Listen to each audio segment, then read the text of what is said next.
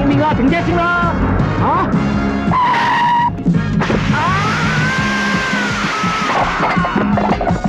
阿潘，我往倒啊！往呢度啊！ Hey guys, it's Will. It's Hong Kong Cinema Appreciation Society. Welcome back to the channel. This is a Patreon early release video, which means it will be going up on Patreon before it hits YouTube, and it'll go up probably a couple weeks in advance, maybe a month in advance. I'm not exactly sure how far in advance I'm going to put it, but suffice it to say, it will be up in advance. So a huge shout out to all of our patrons. If you are not a patron, you can sign up for $2 a month, $5 a month, whatever you feel like signing up for. Those are the two levels that I have right now. And you get early release videos, exclusive videos. I'm doing exclusive reviews in there, and screenshots of Blu-rays and stuff I've been trying to put up in there before the reviews come out and stuff like that. So it's been really fun to do that. I have a really great group of people in there. They're very responsive, like comments, messages. It's a really cool little community. So big shout out to them. Today I will be talking about Pom Pom. Hell yes, I really enjoyed this film. This came out in 1984. It's produced by Sammo. It stars Richard Ng and John Shum, who are, in the Lucky Stars series. And a lot of people consider this film to be an kind of unofficial spin-off of the Lucky Stars series. One of the reasons being that you have cameos in this film from Jackie Chan, Yoon Biu, Mars, and in one scene, which is, so Winners and Sinners is like one of my top 10 favorite Hong Kong movies ever. And you'll know that if you watch this channel, right? Sammo Hung, Stanley Fung, and or Stanley Tong maybe, excuse me, and Charlie Chin show up in this movie as their characters from Winners and Sinners, and it is one of the funniest cameos I've seen in a movie ever. It is so funny. I'm not going to spoil for you what happens, but like something really preposterous happens, and then the cameo is revealed, and it is so funny. I was like laughing out loud. I loved it. So this movie was directed by, Joe Chung, who did Flaming Brothers, who's the Chow Yun-fat movie, and Alan Tang is in that film, etc., etc. It's like a heroic bloodshed film. And so in addition to Richard Ng and John Shum, you get Deanie Yip in this film. Philip Chan is in this film, who plays the police captain in Hard Boiled, and he plays basically the same character here. And if you don't know, he actually was like a police captain. So it's basically playing himself. He's great for the part because he knows it. Chung Fat is in this, he's in all of the Sammo movies, like Knockabout, and like Magnificent Butcher and Prodigal Son, basically all the Sammo movies. He's in there. He's a martial artist. I think he was in Enter the Dragon too, as like a fighter or stunt performer or something like that. Peter Chan is in this movie, James Tien, Wu Ma, Dick Wai, Tai Po. So like all these people that you've seen in all these classic films. And this is a buddy cop movie. And the reason honestly, the main reason I really wanted to see this film, this was kind of before I knew about the connection to the Lucky Stars series. Once I learned about that, I was like, oh, hell yeah, because I love those movies. But this movie was mentioned a lot on the Eureka release of Skinny Tiger, Fatty Dragon, which I have right here. This is a buddy cop movie from 1990 starring Sammo Hung and Carl Maka, which was directed by Lau Kar Wing. I loved this movie. And all like the commentary tracks, essays, everything, like everyone who was talking about this movie talked about how Pom Pom was a big influence on that movie. So I have to give a shout out to Leon from Hong Kong Blu-rays, who actually helped me find the copy of this movie that I watched for this review. I also want to say, before I get deep into the review, that I will be reviewing the 2 sequels to this film. I've gotten copies of both of those too. Those will be Patreon exclusive videos. So this review of the first film in this series will be a Patreon early release. I did want to put this one up on YouTube because, like I said, it relates to this release, and I really love this release, and I know that people who follow this channel like that release too, and I kind of wanted to talk about this film publicly so that people could go and find it if they were interested. But the 2 sequels I will be doing as Patreon exclusive videos. So what's my take on this film? Well, I wrote down, while I was watching the movie, I wrote down a couple things that I think are really kind of perfectly indicative of what this film is. I wrote, it's very high level dumb comedy, and it's a big old crowd pleaser. That's basically what this movie is. It's a very populist kind of film. It's very much like a workplace comedy because you have these cops, but the movie is a comedy, and it's a character-based comedy. And as I'm seeing in all the, like I said, Sammo Hung produced this film. As I'm seeing in all these Sammo Hung films, to me, as a writer, looking at it in terms of narrative, character, plot, that kind of stuff, the major commonality I see across all these films is Sammo loves characters. And he doesn't just love really strong, really great individual characters. He loves really great dynamics and relationships between those characters and the way that things play out over time and that people's relationships develop and change. And there's so much great character stuff in this. Most of the scenes in this film, there is a plot in this film in a typical kind of Sammo Hung sense that you have and like an early scene in the film that establishes like these guys are cops and whatever. And here's the bad guy's doing bad stuff. That kind of plays out in the background for most of the film. Most of the film is gags. It's like comedy gag scenes based on character relationships. And the gags are consistently hilarious throughout this film. Like it kind of reminded me of Prince Charming. If you saw my review of that film, that's a Wong Jing film, also from 1984. Kenny B is in that film, and Maggie Cheung and Cherry Chung are both in that film. I loved that movie. That movie, every single scene is like a classic hysterical comedy setup that you see a lot of influence from like Screwball and old school Hollywood comedy in.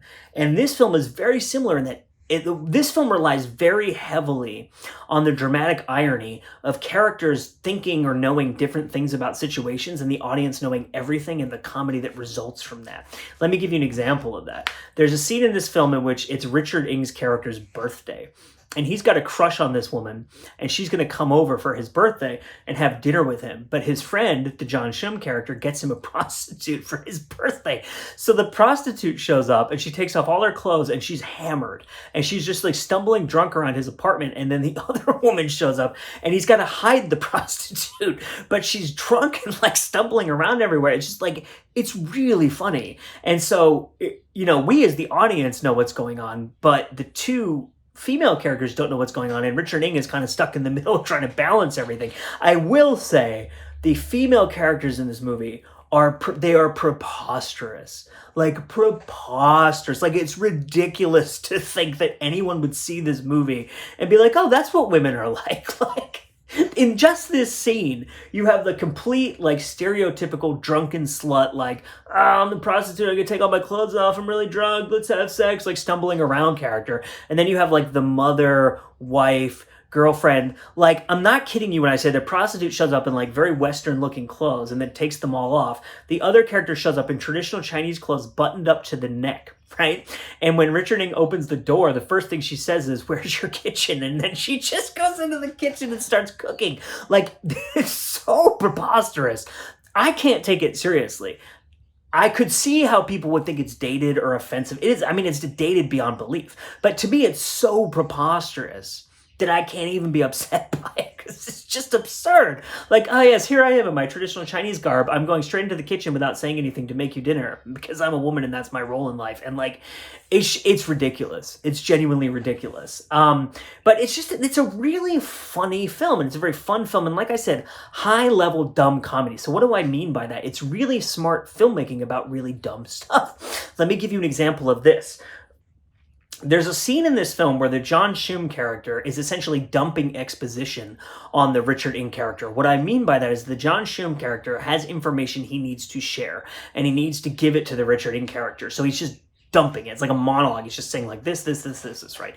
Now, in a bad movie or in a boring pedestrian movie, typically what would happen is they would be driving in the car and they'd just be talking, or they'd be sitting at their desks talking, or like it would just be kind of a scene of talking, right? In this movie, they get a flat tire and they have to change the flat tire, but then the spare tire is flat, and it becomes this whole comedy routine while he's dumping the information on him. So they keep the characters busy and they keep the audience entertained, and they keep the movie very funny and moving along in the character relationships while finding a way to dump this information. It's just really smart and it's really well done. There's another scene in this movie that is so funny where they have to go to a bathhouse because they know this triad guy is there, and the only thing they can identify him from is that he has a scar on his butt.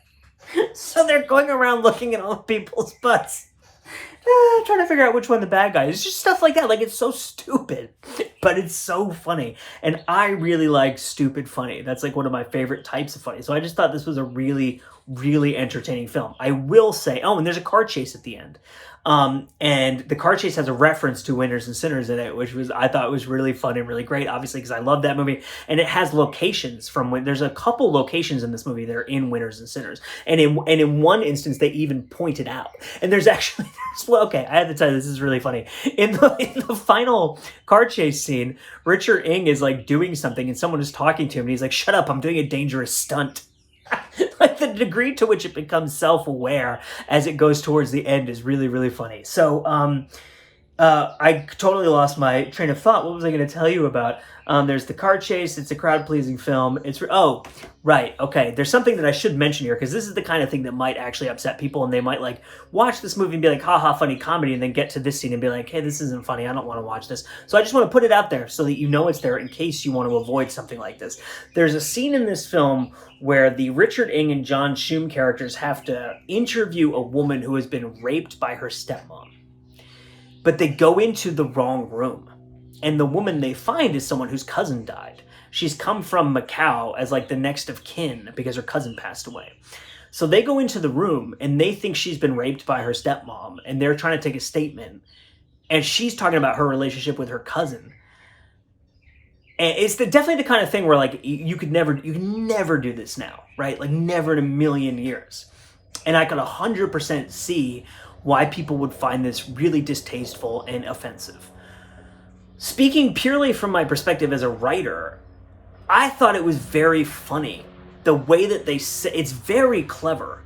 The way that the dialogue works in this scene. The way that they're saying what they think is happening. The way that she's saying what she thinks is happening. And then it gets to the point where all of them are like, what is going on right now? And then they figure out what's going on right now, and it's like, oh, whoops. And it's so bad. It's like, in a way, it's so bad. Not bad like it's not well done. It's so bad, right? Like it's really, really pushing the limits of what you could do and still be in the realm of not being, abhorrent or incredibly distasteful or whatever you want to think about it. I think it's done really, really cleverly, and it doesn't quite cross a line, but gets really close. It really pushes, but it doesn't quite get too horrible in the way that some of these movies really do, like Don't Give a Damn, aka Burger Cop, which I have right here. That movie will do little comedy routines like that and then just go way too far. And then I think that's a reason why people don't really talk about that movie, and why there's probably never going to be a Blu-ray release of that movie in the United States, at least, because, well, first of all, it's blatantly racist. If you haven't seen the film, I'm not going to talk about that, but it's true. But there's also just, in the comedy routines, they just go too far with regards to what mainstream taste will accept, right? And I think this movie pushes it, but doesn't go too far. So my name is Will. The movie is Pom Pom. Like I said, I really enjoyed the crap out of this film. It's a really fun 80s Hong Kong movie. Great locations, a great cast, just a great Sammo Hung. Again, he's the producer, he didn't direct it, but you feel Sammo's hands all over this movie, and it really does fit perfectly in. Like, it's right between Winners and Sinners, and, My Lucky Stars and Twinkle Twinkle came out the same year. So this came out the same year as Wheels on Meals, and you just really see Sammo's fingerprints all over this film in the best way. It's just a really, really fun, funny, character-driven comedy, like 80s Hong Kong action comedy. Highly recommended by me, but again, there is that scene, I don't know if that would be offensive to some people. It's called Pom Pom. My name is Will. This is Hong Kong Cinema Appreciation Society. As always, I thank you so much for watching, and we will see you next time.